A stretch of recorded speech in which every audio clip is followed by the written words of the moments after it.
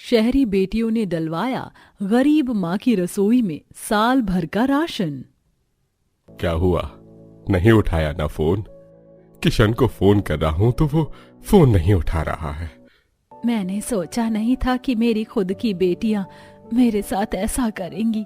शंकर और सरस्वती अपनी बेटियों के बारे में बात कर ही रहे होते हैं, तभी वहां सरस्वती की पड़ोसन चमेली का आना होता है। और रे रे रे, ये क्या सरस्वती, तेरी आंखों में आंसू कैसे? अच्छा, तो अपनी दोनों बेटियों को लेकर चिंतित है। मैंने तो पहले ही कहा था तूने शहर भेजकर अपनी बेटियों को गलती कर दी। अब देख, हाथ से निकल गई ना तेरी बेटियां, और मेरा मन तो कहता है कहीं वो दोनों किसी के संग भाग तो नहीं गई। नहीं नहीं, मैं अपनी बेटियों को अच्छे से जानती हूँ, वो ऐसा गलत कदम नहीं उठा सकती। अब क्या कर सकती है सरस्वती, तू भी अपने मन को तुझे इस तरह ही बहलाना फुसलाना होगा। बस मैं तो यही दुआ करूंगी कि तेरी बेटियों जैसी औलाद भगवान किसी को ना दे। इतना कहकर चमेली वहां से चली जाती है। शंकर चमेली की बातें सुनकर सरस्वती से कहता है, अरे दुनिया कुछ भी बोले, हमें अपनी बेटियों पर भरोसा रखना है। नहीं जी नहीं, मुझे भी अब ऐसा ही लगता है कि मेरी बेटियां मेरे हाथ से निकल गई है। यहाँ भूखे प्यासे उसके पैसे भेजने की राह देख रहे हैं और उन दोनों की बहनों से कोई खबर नहीं। आखिर गरीब माँ बाप जिनके पास खाने के लिए अन्न का एक दाना नहीं था, वह अपनी शहर में रह रही बेटियों के खबर की राह ताक रहे थे। आखिर उनकी बेटियां शहर जाकर क्या अपने बूढ़े माँ बाप को भूल गईं, या फिर शहर जाकर दोनों बेटियां शहरी रंगत में रंग गईं, या और कोई वजह है जिस वजह से शंकर और सरस्वती की दोनों जवान बेटियां शहर जाने के बाद अपने माता पिता की खोज खबर भी नहीं ले रही थीं। इसे जानने के लिए हमें कहानी में थोड़ा पीछे चलना होगा। शंकर और सरस्वती की दो बेटियां थीं। शंकर ने अपनी दोनों ही बेटियों को खूब अच्छे से पढ़ाया लिखाया था ताकि वह पढ़ लिख कर अच्छी नौकरी कर सकें और बुढ़ापे में उनका सहारा बने। एक रोज शंकर का भाई किशन शहर से शंकर के घर आता है। अरे चाचा जी, आप? माँ पिताजी, देखिए कौन आया है, शहर से चाचा जी आए हैं। लगता है आज तो मेरा छोटा भाई अपने घर का रास्ता ही भूल गया है। अरे बिल्कुल नहीं, मैं आप सभी से मिलने आया हूँ, तो भला मुझे रास्ता भूलने की क्या जरूरत? अकेले ही आए हैं? देवरानी जी बच्चों को भी ले आते। अरे बच्चों को गांव में मन कहाँ लगता है, और मैंने तो कोकिला से कहा भी था चलो भाभी से मिलवा देता हूँ, लेकिन नहीं आई वो। तू खड़ा क्यों है, आजा बैठ। सुनंदा बेटा, जरा चाचा जी के लिए चाय नाश्ता ले आओ। शंकर का भाई किशन शहर रहता था और कभी कभी शंकर से मिलने आता था, और इस बार तो कई सालों बाद किशन अपने भाई से मिलने आता है और काफी दिन रहता है। एक रोज बातचीत के दौरान किशन शंकर की बेटियों को अच्छी नौकरी लगवाने की बात कहता है। भैया, आपने गांव में रहते हुए अपनी दोनों बेटियों को इतना पढ़ा लिखा लिया है और कुछ सालों में आप इनकी शादी भी कर देंगे। मैं तो कहता हूँ इन्हें मेरे साथ शहर भेज दीजिए ताकि कुछ साल ये लोग नौकरी करके अपनी शादी के लिए पैसा जमा कर ले। अरे कितनी अच्छी बात कही है, मैं भी यही सोच रहा था कि इतना पढ़ा लिखा दिया है, कम से कम कुछ समय नौकरी कर ले। बातचीत के दौरान ही शंकर अब अपनी बेटियों को अपने छोटे भाई के साथ शहर भेज देता है। सुनंदा और भारती भी पहली बार शहर आकर खुश थी, लेकिन उन्हें क्या पता था कि उनकी ये खुशी जल्द ही गम में बदलने वाली है। अरे देखो जरा, बबलू और स्वीटी कौन आया है? तेरे बड़े पापा की दोनों जवान बेटियां आई हैं। हाजी, आप इन्हें यहाँ क्यों लाए हैं? भैया ने दोनों को खूब अच्छा पढ़ाया लिखाया है, अभी दोनों यहाँ रहकर नौकरी करेंगी। अरे नौकरी करेंगी, उसकी जरूरत नहीं है। वैसे भी घर में बहुत काम होता है और बबलू स्वीटी के एग्जाम चल रहे हैं, इसीलिए ये दोनों घर का काम संभाल लेंगी। सुनंदा और भारती को ये उम्मीद नहीं थी कि शहर जाकर वह अपनी चाची का अत्याचार झेलने वाली हैं, और चाची के आगे चाचा की भी नहीं चलती थी, जिस वजह से सुनंदा और भारती जो शहर में काम करने का सपना लेकर आई थी, वो अब घर में नौकरानी बनकर रह जाती हैं। इधर कई महीने बीत जाते हैं। शुरू में तो सुनंदा और भारती अपने माता पिता से बात भी कर रहे थे, लेकिन कुछ समय बाद शंकर और सरस्वती को उनकी बेटियों की कोई खबर नहीं मिल पा रही थी। क्या हुआ, कुछ पता नहीं चला? कोकिला से बात हुई थी, वह कह रही थी सुनंदा और भारती उन्हें बिना बताए कहीं चले गए हैं, और कोकिला के मुताबिक उन्हें कोई अच्छा काम मिल गया है। कहीं हमने गलती तो नहीं कर दी अपनी बेटियों को शहर भेजकर? यहाँ हम दाने दाने को मोहताज हो रहे हैं, और वहाँ दोनों को इस बात की भी फिक्र नहीं है कि वो हमसे खोज खबर ले ले। कि उनके बूढ़े माँ बाप कैसे हैं। धीरे धीरे ये खबर गांव में भी फैल जाती है कि शंकर और सरस्वती की बेटी जो शहर अपने चाचा के घर गई थी, अब वह अपने चाचा के घर से कहीं चली गई हैं। इधर रिश्तेदार आस पड़ोस वाले शंकर और सरस्वती को उनकी जवान बेटियों को शहर भेजने पर ताना दे रहे थे। अरे सरस्वती, तेरी तबीयत तो ठीक है, सुना है तेरी बेटियां किशन के घर रहने गई थी, लेकिन वहां से वो दोनों कहीं चली गई। मुझे तो पहले ही शक था तेरी बेटियां तेरे हाथ से निकल चुकी हैं। और इतना पढ़ना लिखना फिर शहर भेजना, क्या जरूरत थी? लड़कियां हैं, शादी करके उन्हें उनके ससुराल भेजना था। आप हमें हमारे हाल पर छोड़ दीजिए। मुझे पूरा भरोसा है मेरी बेटियां कुछ गलत नहीं कर रही, वो जहाँ भी होंगी ठीक होगी। जहां एक तरफ बूढ़े माँ बाप अपनी दोनों जवान बेटियों का रास्ता देख रहे थे, वहीं दूसरी तरफ सुनंदा और भारती अपनी चाची के घर से भागकर दर दर की ठोकरें खा रही थी ताकि उन्हें अच्छी नौकरी मिल जाए। तू चिंता ना कर, हमें जल्दी काम मिल जाएगा और हम फिर माँ और पिताजी से संपर्क भी कर सकेंगे।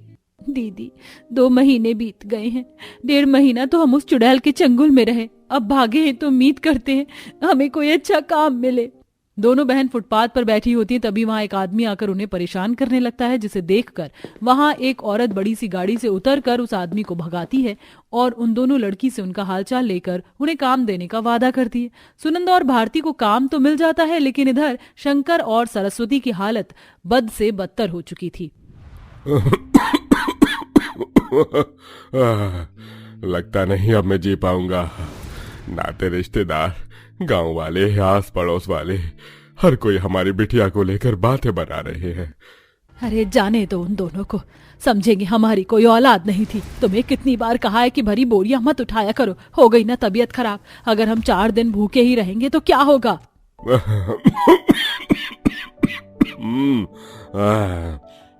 अरे वही होगा जो तुम सोच भी नहीं सकती। अरे जान जाएगी हमारी। शंकर और सरस्वती कई महीनों से कई दिन भूखे रहकर गुजारा कर रहे थे। उनके पास दवा तक के पैसे नहीं थे। उन्हें कोई खाना दे देता तो उसी से वह गुजर बसर कर लेते। कभी शंकर थोड़ी बहुत मेहनत करके पैसे कमा लेता तो उससे राशन आ जाया करता। अब धीरे धीरे 5 महीने बीत जाते हैं। शंकर और सरस्वती अपनी बेटियों के लौटने का आस भी छोड़ चुके थे, लेकिन एक रोज बड़ी सी गाड़ी से महंगे कपड़ों में 2 लड़कियां उतरती हैं और गाड़ी से ढेर सारा सामान उतारा जाता है। देखो जरा बाहर कौन आया है। अरे ये तो अपनी सुनंदा और भारती हैं। अजी देखिए शहर से कितना सारा सामान लेकर आई हैं। आ गई ना हमारी बेटियां। अरे मैंने कहा था ना, हमारा दिया हुआ संस्कार हमें अपमानित नहीं कर सकता। अरे बाप रे, सुनंदा और भारती को देखकर तो मैं 1 मिनट को सोचने लगी कि आखिर हमारे गांव में कोई अधिकारी आया है। चलो अच्छा है काकी, कम से कम आपने हमें इतनी इज्जत तो दी। सरस्वती और शंकर जब अपनी बेटियों को देखते हैं तो वो हैरान रह जाते हैं। उनकी बेटियां गाड़ियों में से घर का राशन सामान सब उतरवा रही थीं, तो शंकर की आंखों में आंसू आ जाते हैं। कल तक खाने के लिए घर में कुछ नहीं था, और जब मेरी दोनों बेटियां घर की लक्ष्मी घर लौट कर आई हैं, तो देखो जरा अपने साथ कितना कुछ लेकर आई हैं। सचमुच सुनंदा और भारती अपने साथ इतना राशन लेकर आई जितना पूरे गांव में भी बांट दिया जाए तो कम नहीं पड़ेगा।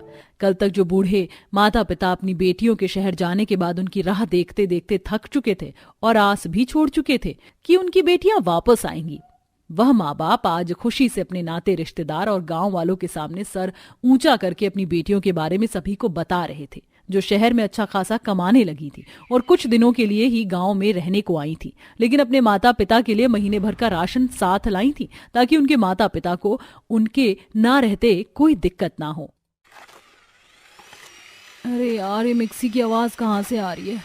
माँ भी ना सुबह सुबह किचन में शोर मचाना शुरू कर देती है, कोई चैन से सोने भी नहीं देता। अरे बंद करो ये आवाज, मैं सो नहीं पा रही हूँ।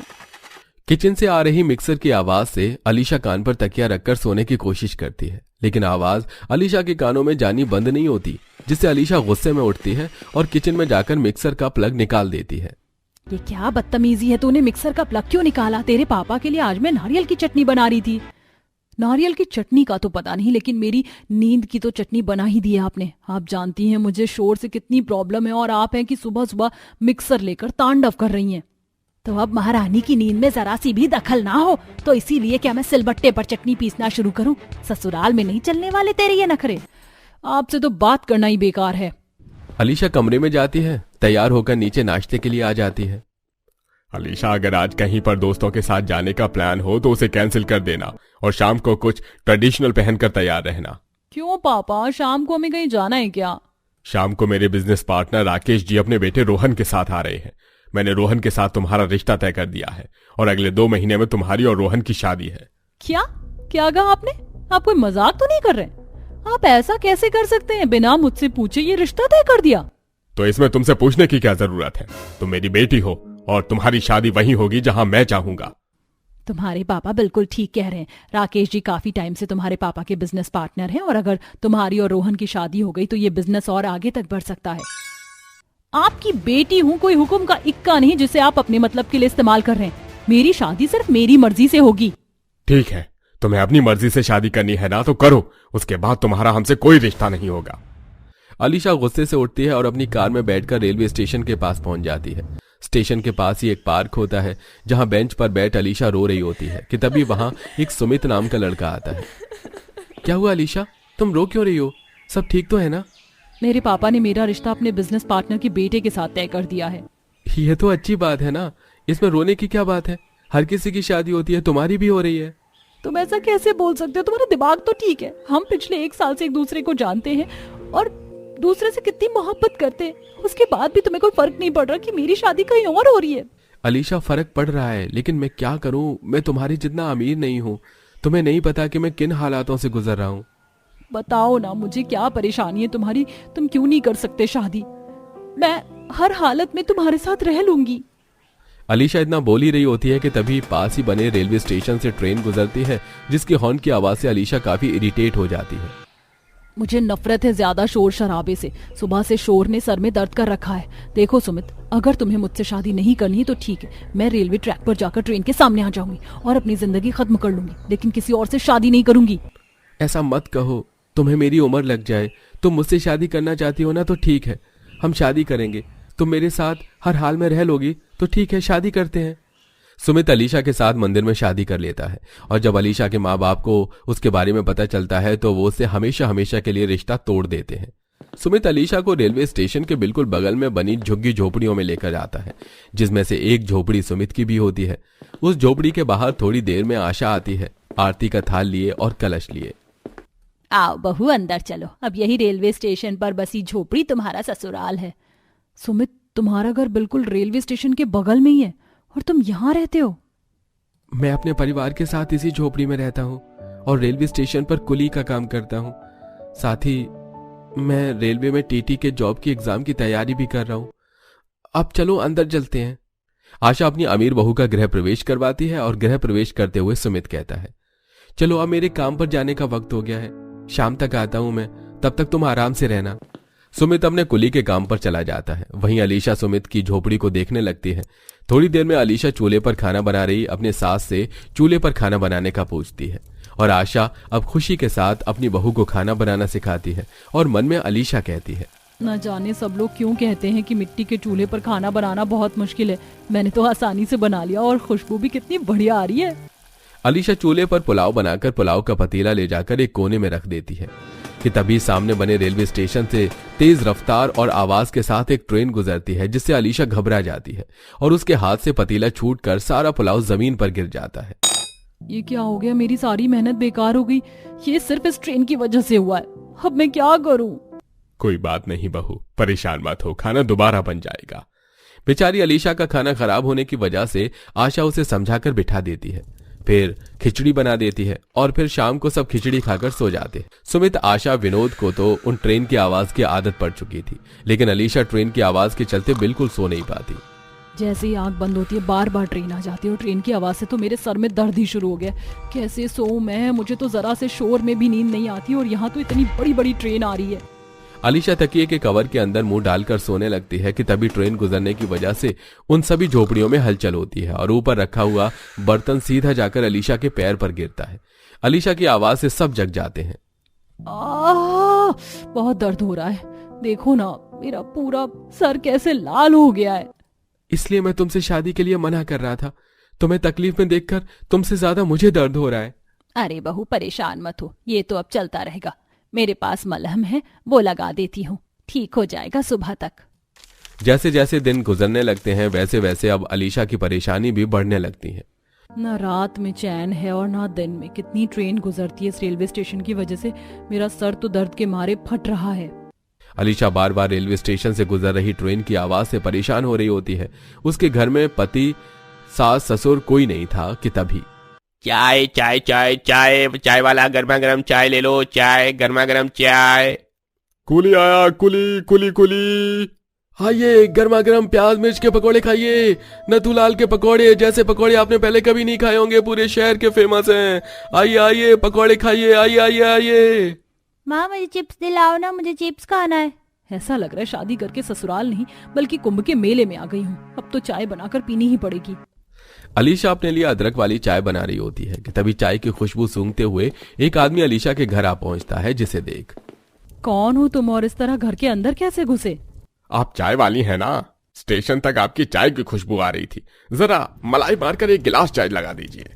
क्या कहा तुमने? मैं तुम्हें चाय वाली नजर आती हूँ? निकलो यहाँ से, वरना तुम्हारे मुंह पर चाय फेंक कर मारूंगी। अलीशा अपने ससुराल वालों के हालातों से अच्छी तरह वाकिफ थी, जिसके चलते अलीशा एडजस्ट करने की कोशिश करती है, लेकिन यह कोशिश भी अलीशा के लिए काफी ज्यादा मुश्किल थी।